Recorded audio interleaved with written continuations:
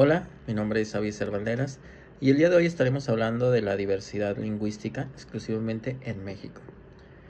Pero, ¿qué es la diversidad lingüística? Bueno, de acuerdo al Instituto Nacional de Lenguas Indígenas, el INALI, se denomina así a la existencia de distintas lenguas.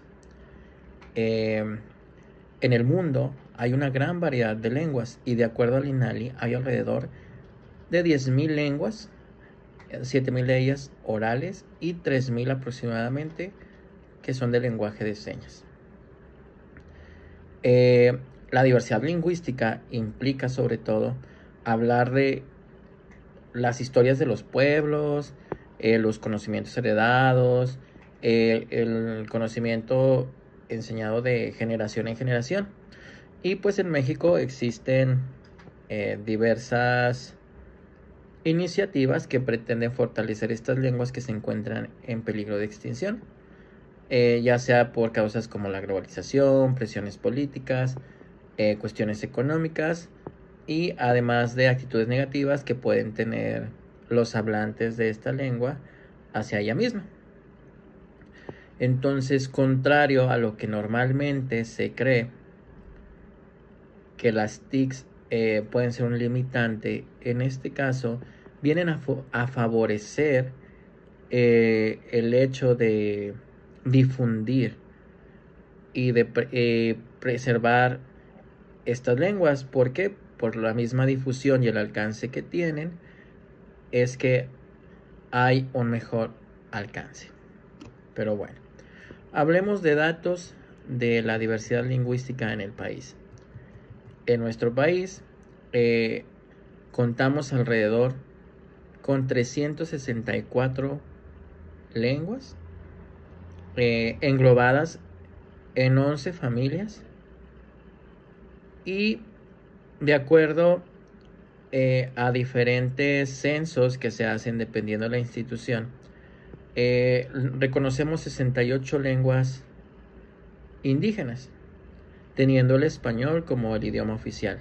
Sin embargo, lo que se pretende es que estas lenguas coexistan con el español como tal y que vengan a respetar los espacios etnográficos, culturales, literarios de cada comunidad, ¿no?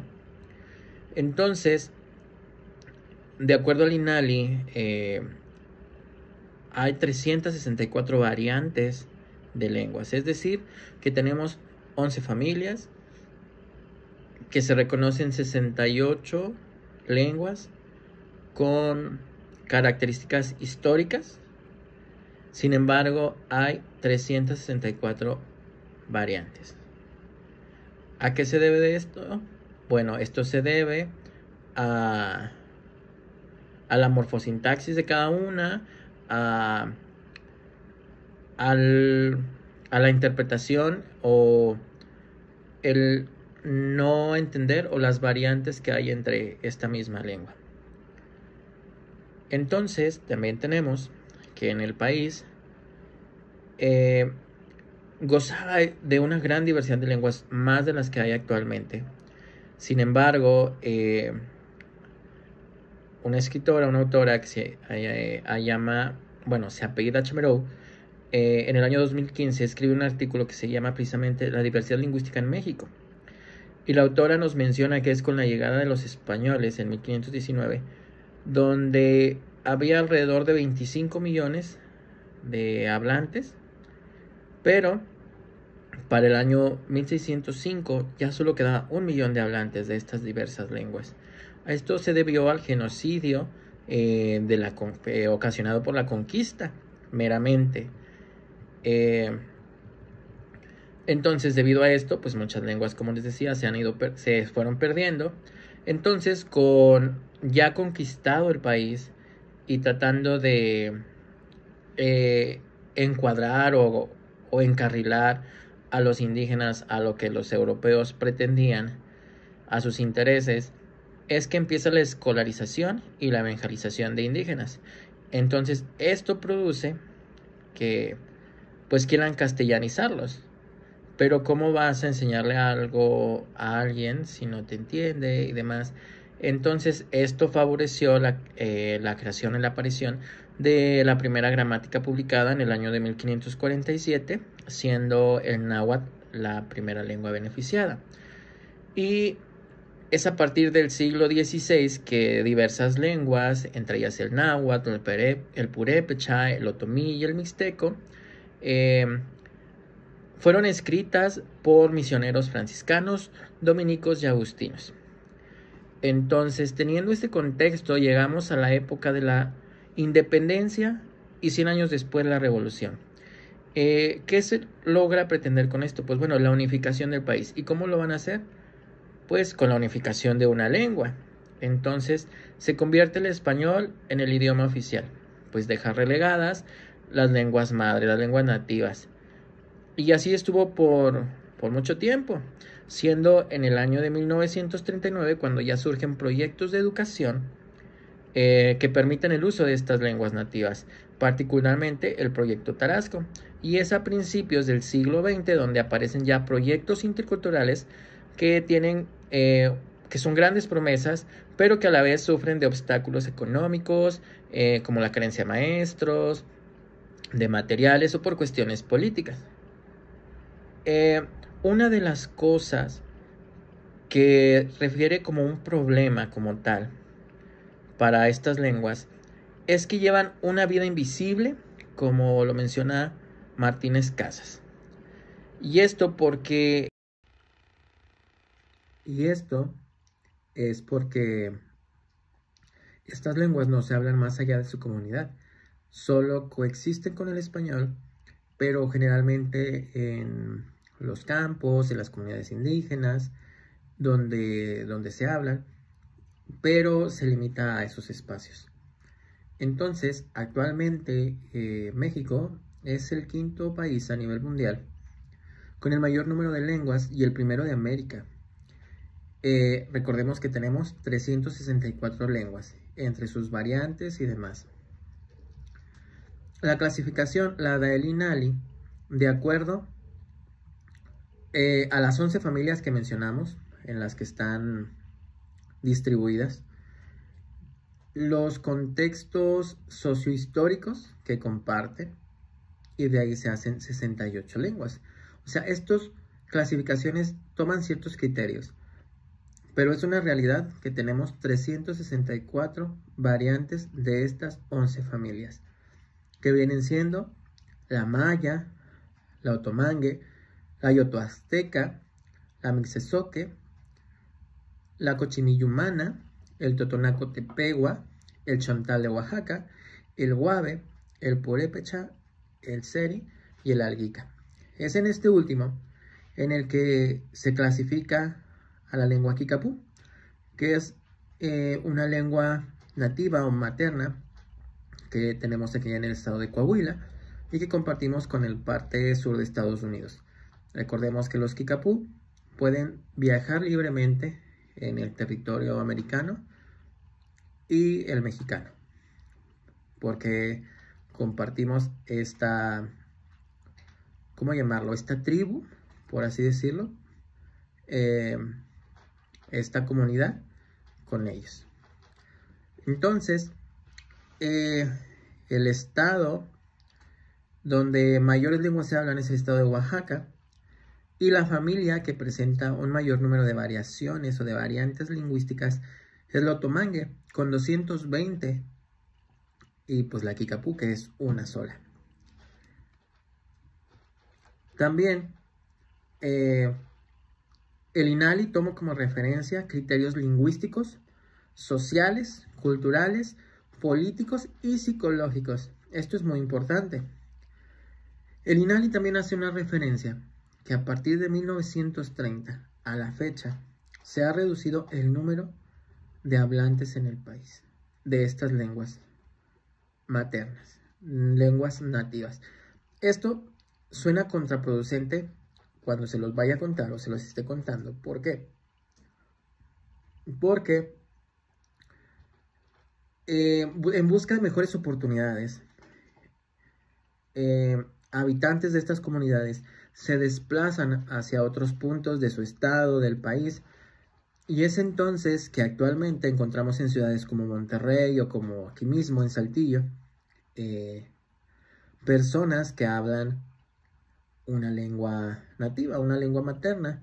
Tal es el caso que tenemos personas de Chiapas, de Chihuahua, generalmente.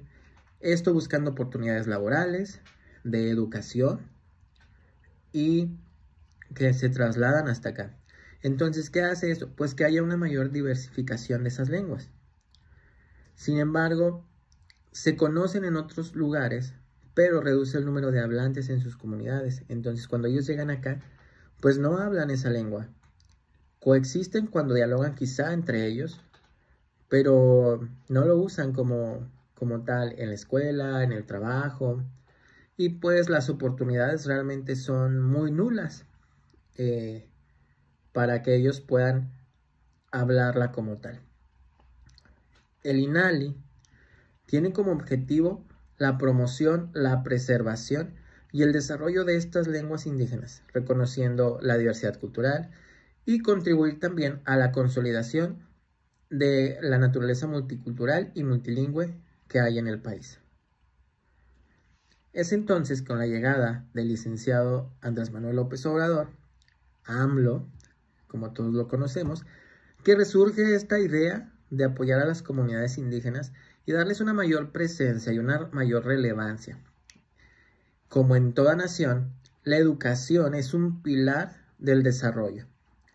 Es entonces que desde esta postura se pretende dar este fortalecimiento por medio de un nuevo proyecto que llega con la reforma del año 2022, que es la nueva escuela mexicana, la NEM. La NEM busca fortalecer esta diversidad lingüística y realizar una decolonización e interculturalidad.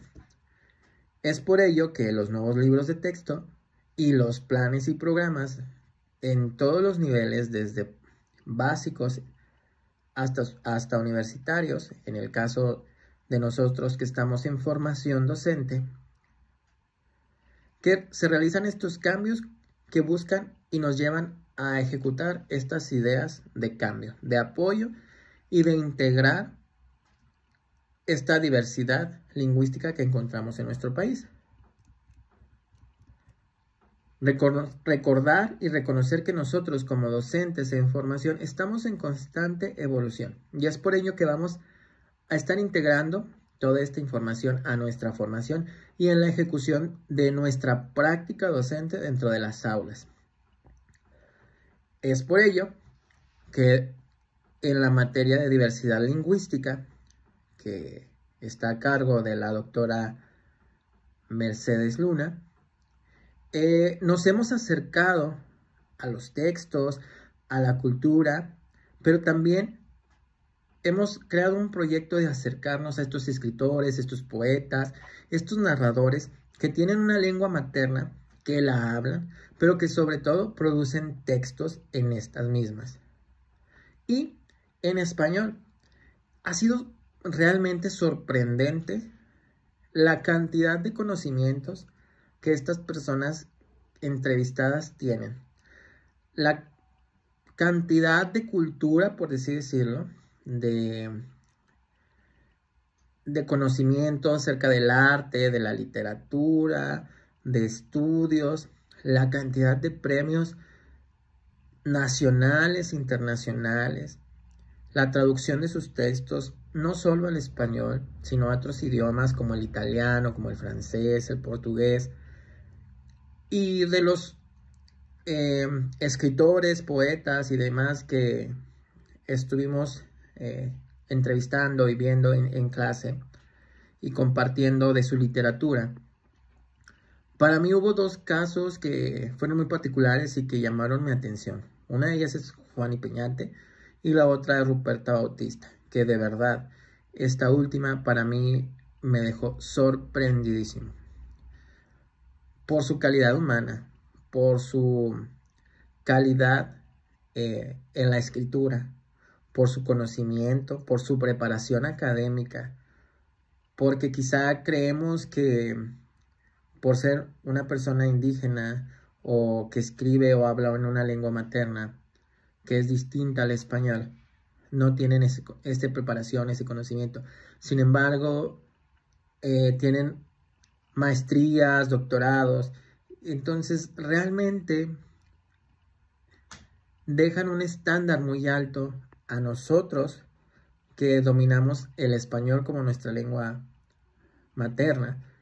Y también son una gran motivación a todas esas pequeñas comunidades, rurales, indígenas y demás, a las que ellas representan con orgullo, no solamente en su lengua, en sus escritos, sino en su forma de vestir, en su gastronomía, en su cultura, en sus tradiciones, porque es muy importante recalcar que la diversidad lingüística, aunada o de la mano con la literatura, realmente, ¿qué hacen?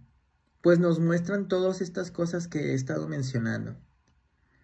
Y eso, esa constancia, esa lucha que han tenido y los obstáculos superados, las han llevado a ser estándar, un estandarte de su cultura.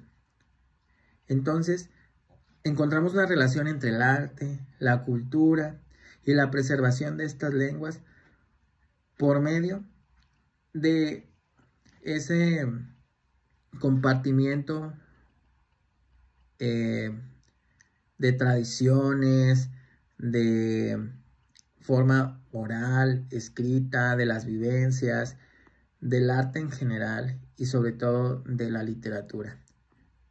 Una literatura muy peculiar porque se basa en las vivencias y en el contexto en el que se desenvuelven día con día ellas. Si bien el INALI, el gobierno de México y nosotros ahora como docentes estamos trabajando en un proceso de interculturalidad, de apropiarnos de esa diversidad y regresar a nuestras lenguas maternas y ponerlas a un nivel de equidad con el español, aún nos falta para llegar a ello. Algo muy relevante es que en la pasada movilidad que realicé en República Dominicana, yo estaba hablando con los chicos de la especialidad de Ciencias Sociales y hablábamos de temas de historia, de geografía, de lengua, tanto con alumnos como con maestros, y realmente es sorprendente cómo ese país, que fue el primero a donde llegaron los españoles y los primeros conquistados, sufrió el mayor genocidio conocido. ¿Por qué digo esto? Porque las 5 culturas o los 5 grupos que integraban la cultura taína fueron liquidados. Trajeron europeos, esclavos africanos para poblar esa isla. Y entonces todos los vestigios que ellos tenían, tanto de su cultura, de su gastronomía, de cada detalle, pues es nulo, casi no existen vestigios de sus lenguas y demás. Entonces ellos realmente tienen una historia muy corta, por así llamarlo, por así decirlo. ¿Por qué? Pues porque su historia parte a partir de la conquista. ¿Por qué? Porque anterior a ello pues ya no existe nada, no hay alguien que te cuente. Entonces, aunque se han dedicado a rescatar la mayor parte de ello, pues realmente ha sido muy poco. Esto no lo digo yo, esto es algo que yo socialicé y platiqué con mis compañeros, con mis maestros en la movilidad realizada en el periodo de septiembre a diciembre del año 2024. Entonces, yo quiero concluir este video diciéndoles que para mí es relevante, es importante mantener estas acciones para preservar nuestra identidad como nación en todos los aspectos que esto engloba. Pues como siempre lo he dicho, con mejores oportunidades de vida, los grupos indígenas tendrán las herramientas necesarias para conservar y preservar su cultura, Por ende, se pueden preservar sus lenguas a partir de esto.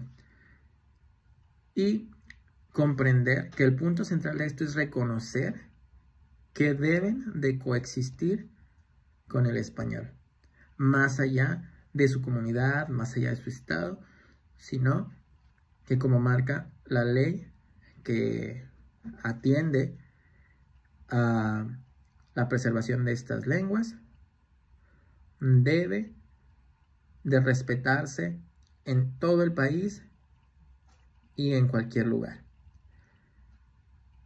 El apoyo y la integración de las literaturas indígenas al currículo de las escuelas básicas y superiores de normalistas, como es nuestro caso, es una manera de nosotros mostrar apoyo y amor a nuestras raíces, a nuestra cultura y a lo que nos hace bellos y únicos ante los ojos del mundo. Pues debemos de trabajar para realizar acciones dentro y fuera de las aulas para fijar valores, tradiciones y el respeto hacia nuestros hermanos sin importar el color, la fisionomía o la lengua. Recordemos que compartimos una historia y un país en el que podemos tener igualdad de oportunidades y hablar con orgullo de nuestras lenguas. Porque nosotros tenemos una historia rica que se ha mantenido con el pasar de los años. Si tú llegaste hasta aquí, muchas gracias por tu atención. Espero hayas encontrado datos interesantes como los que yo adquirí y te puedas apropiar de ellos. Y a la vez puedas contribuir con pequeñas acciones tanto dentro como fuera del aula o en tu vida diaria si tú no te dedicas a la docencia. Cuando encuentres a una persona, valórala, respétala, porque debemos coexistir y debemos buscar lo mejor de ambos. Muchas gracias y nos vemos la próxima.